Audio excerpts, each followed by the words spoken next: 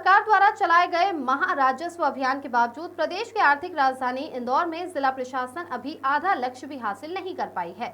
Indore collector Ashish Singh के मुताबिक आज 20 मार्च तक जिला प्रशासन शासन के खजाने में 60 करोड़ रुपए ही जमा कर पाया है। हालांकि कलेक्टर आशीष सिंह आशान्वित है कि आगामी बचे हुए दिनों में वे लक्ष्य की पूर्ति कर लेंगे। तो इस तरह इंदौर कलेक्टर आशीष सिंह ने मीडिया को बताया कि राजस्व वसूली का टारगेट में अभी तक 60 करोड़ रुपए लक्ष्य हासिल हो चुके हैं। आगे भी जल्द ही इस लक्ष्य को हमारे द्वारा राजस्व महाअभियान में पूरा किया जाएगा। उन्होंने बताया कि शनिवार को सभी राजस्व अधिकारियों की बैठक में हम तय करेंगे कि बचे दिनों में पूर्ण रूप से लक्ष्य पूरा किया जाए। मीडिया से चर्चा करते वक्त इंदौर कलेक्टर आशीष सिंह रेवेन्यू वसूली से काफी संतुष्ट नजर आए। उन्होंने कहा कि राजस्व वसूली में अच्छी प्रगति हुई है, जिसमें 60 करोड़ रुपए की वसूली हो चुकी है। ये राशि इंदौर जिले के राजस्व वसूली के लक्ष्य के अनुसार है। उम्मीद है कि जल्द ही लक्ष्य पूरा कर लिया जाएगा।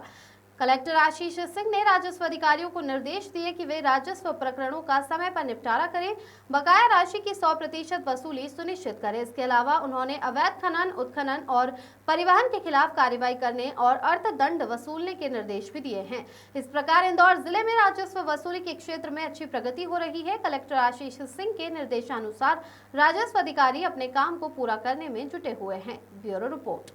20 करोड़ की वसूली हुई थी, उससे ऊपर बढ़ के अभी हम लोग 60 करोड़ तक पहुंच गए हैं। निश्चित रूप से जो डिमांड है, जो वसूली की जो कायम की गई है, वो काफ़ी कम थी। पिछले 2-3 महीने में हमने उसको बढ़ाने का काम किया है और अभी जितने दिन बचे हुए हैं, अभी शनिवार को आरओ बैठक भी रखी गई है, उसमें भी हम लोग समीक्षा करेंगे।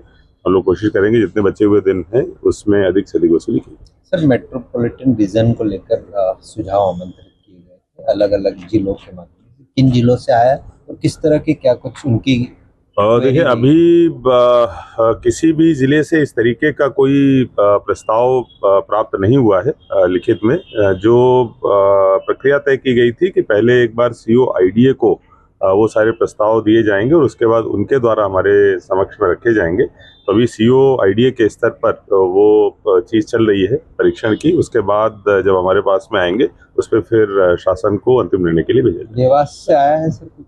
देवास में देखिए, जैसा मैंने बताया कि सीओ आईडीए के स्तर पे अभी चीज़ें हैं। उसके बाद उनके द्वारा एक प्रारंभिक परीक्षण करके अपने अनुशंसा के साथ में जब यहाँ पर चीज़ें रखी जाएंगी उसके बाद उस पर निर्णय के लिए शासन को भेजा जाएगा। सर, कल जो है वो पारिवारिक माहौल में निकली, क्या कुछ संदेश देंगे आम जन को? निश्चित रूप से कल जिस तरीके से गेर निकाली गई है, मैं सभी इंदौर के नागरिकों का बहुत बहुत धन्यवाद करता हूं कि बहुत अच्छे तरीके से, पारिवारिक और शालीन तरीके से गेर निकाली गई है। इसके अलावा जो सभी हमारे अधिकारी कर्मचारियों ने भी बहुत अच्छा काम उसको निकालने में किया है। निश्चित रूप से एक दुखद घटना हुई थी जिसके कारण माननीय मुख्यमंत्री जी ने अपना गेर में प्रतिभागिता भी निरस्त की और मुआवजे की घोषणा भी की है, जिसपे भविष्य में इस प्रकार की घटनाएं बिल्कुल भी पूरी तरीके से रोकी जा सके, इसके लिए हमको सोचने की आवश्यकता है, जिस पर हम लोग प्लान करेंगे। मुआवजा सर राशि 4 लाख रुपए की मुआवजा राशि की घोषणा की गई है, क्योंकि